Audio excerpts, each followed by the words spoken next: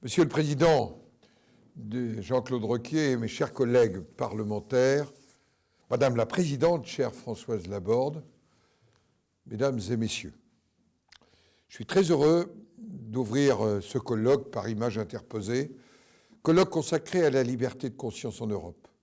Je tiens à saluer les intervenants qui s'exprimeront au cours de cet après-midi, et tout particulièrement Françoise Laborde, qui a marqué le Sénat de son combat en faveur de la laïcité qui garantit la liberté de conscience dans notre pays et dans un certain nombre de pays d'Europe.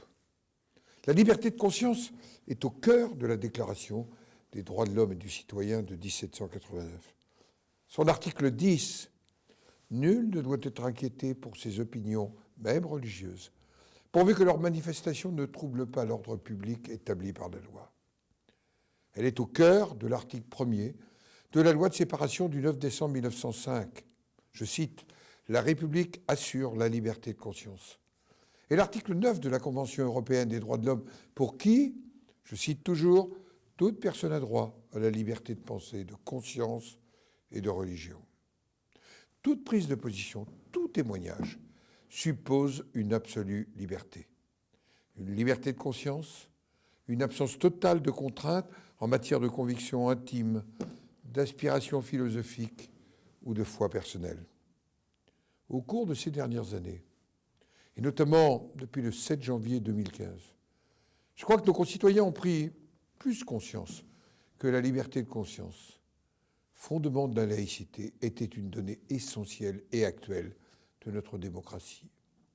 Les débats qui se sont déroulés dernièrement au Parlement français au sujet de la loi confortant le respect des principes de la République ont conduit les parlementaires à se pencher sur cette loi de 1905, pierre angulaire de la laïcité française et de la République.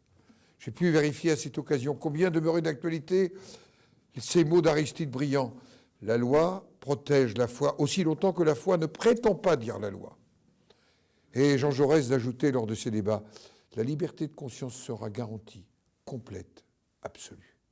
La loi de séparation telle qu'elle est libérale, juste et sage. Les discussions au Sénat, en l'été dernier, ont permis de souligner le lien entre liberté de conscience et liberté de croyance. Ainsi, la liberté de conscience est-elle beaucoup plus large que la liberté religieuse, en ce sens qu'elle permet de choisir son orientation spirituelle. Aussi, la liberté de conscience protège tout individu dans sa décision de changer d'opinion, de religion, de valeur, et quand il le souhaite. Il est bon de le rappeler dans nos sociétés européennes, souvent sécularisées. La valeur cardinale de la laïcité française est le respect absolu de cette liberté. Son principal ressort consiste en une foi profonde dans la raison. La liberté de conscience nous apparaît être le concept qui oblige à penser la laïcité comme une réponse circonstanciée à la question de la création d'une morale commune. Je suis laïque et je sais tout ce que ce terme évoque de lutte pour assurer une liberté de conscience qui a longtemps fait défaut, et je pense dans notre histoire, aux Juifs et aux protestants en France. Je suis laïque et je sais que, loin d'être une faiblesse, le fait d'être minoritaire est une force dans un État démocratique où l'on peut exprimer des valeurs sans contrainte et s'appuyer sur la richesse de la conviction de chacun. La liberté de conscience, qui permet le détachement du politique et du religieux, n'est pas ignorance et pas davantage hostilité du premier à l'égard du second. C'est cela que nous devons faire comprendre aussi et partager à nos partenaires européens. La liberté de conscience renvoie à l'égalité des consciences et ce faisant à l'égalité dans la construction du propre savoir de chaque individu. C'est la reconnaissance de la capacité de chaque individu à s'investir sur le terrain politique. Cet investissement passe par l'écoute, par des relations confiantes avec les grandes associations philosophiques, tout comme les représentants des cultes. Nous avons besoin d'eux dans la vie de la cité, tout comme nous avons besoin d'autres instances de médiation, telles que les organisations professionnelles et syndicales. C'est l'ancien ministre du Travail qui vous le dit. Le fait religieux, de même que l'attachement à des valeurs philosophiques, sont des données sociales que l'on a peut-être trop négligées dans le dernier quart du XXe siècle. Données qui ont pourtant structuré non seulement notre République, mais l'Europe dans son ensemble. Ne pas le reconnaître et ignorer les convictions religieuses et philosophiques de nos concitoyens, qu'ils croient en Dieu ou qu'ils n'y croient pas, pourrait conduire à l'appauvrissement de nos relations sociales et de notre vie publique. Je suis convaincu que si dans la cité, c'est le politique qui doit décider, cela ne lui interdit pas d'écouter ses sensibilités qui représentent des courants importants. Qu'importe s'ils apportent la contradiction. Vous savez, la liberté de conscience résulte de l'échange et du dialogue. La liberté de conscience, fondement de la laïcité, fait partie de l'identité de notre pays. C'est une porte ouverte sur l'universalité. Avoir foi en la nation, avoir foi en la République nous permet aussi, dans cette universalité, de continuer à bâtir ensemble le projet européen qui porte ces valeurs. Nous pouvons certes paraître isolés à propos de la laïcité, mais la liberté de conscience constitue un outil essentiel pour ouvrir le dialogue à ce sujet avec les autres pays de l'Union européenne. C'est exact, seuls 3 pays sur 27 ont inscrit une forme de laïcité dans leur constitution. La France, la Belgique, le Portugal. Mais les mots sont parfois un peu trompeurs et un même terme peut revêtir des sens différents. Par exemple, le drapeau du Portugal ne porte-t-il pas en étendard les 5 plaies du Christ?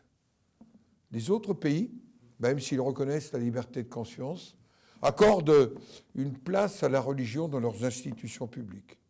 Ils ont peu ou prou partie liée, notamment avec des églises, et entretiennent avec elles des rapports organiques. Si bien que la séparation des églises et de l'État, au fond, n'a de réalité qu'en France. Nombre de constitutions européennes trouvent leur source dans la transcendance.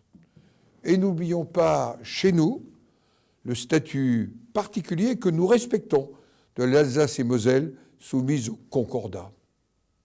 En Grèce, où je me suis rendu en décembre dernier, la Constitution a été promulguée au nom de la Sainte Trinité consubstantielle et indivisible. Mais il émerge de plus en plus la nécessité d'être attentif à la liberté de conscience. Depuis 2008, en invoquant cette liberté, on peut demander que les enfants ne reçoivent pas un enseignement religieux. Il est désormais possible de prêter serment sur la Constitution lors d'un procès, et non plus obligatoirement sur la Bible. Et s'ajoute à cela l'abolition du délit de blasphème. Les pays d'Europe de l'Est sont marqués par un fort retour du religieux. La Pologne, par exemple, où fut signé en 1993 un concordat avec le Vatican. Depuis, l'Union européenne a fait pression pour que la constitution polonaise prévoie la liberté de conscience. Le débat n'est pas encore achevé. Le vote du Parlement polonais de la loi sur les médias interpelle sur ce point. Il s'agit d'un chemin qui va nécessiter, j'allais dire, du temps. Et je rends hommage à l'engagement du réseau laïque européen, dans lequel l'association égale est impliquée pour cette liberté de conscience. Si d'une manière générale, on doit bien convenir que dans tous les pays s'opère peu à peu, lentement parfois, une distanciation entre les églises et l'État, les différentes perceptions de la laïcité en Europe, du modèle français, oui, le modèle français reste un modèle un peu isolé dans le processus d'intégration. Le Conseil de l'Europe rappelle la primauté de la séparation des églises et de l'État et des droits de l'homme. Il les incite à veiller à ce que la liberté de religion ne soit pas acceptée comme un prétexte, notamment à la justification des violations des droits des femmes, et condamne toute coutume ou politique fondée sur la religion. Les églises et les organisations philosophiques de toute l'Europe font partie intégrante de la réalité quotidienne de nombre de nos concitoyens. Elles sont aussi une richesse. Le dialogue de l'Union avec elles a été tout à fait consciemment inscrit dans le traité de Lisbonne à l'article 17. L'Union européenne est beaucoup plus qu'une organisation économique. Elle est au cœur une organisation soucieuse des personnes, de la dignité humaine, du bien commun. Une organisation qui doit placer le thème de la liberté de conscience au cœur du débat. Dans un monde où toutes les questions sociales et politiques semblent devenir de plus en plus techniques, nous ne devons pas oublier les valeurs et l'esprit qui sont les nôtres.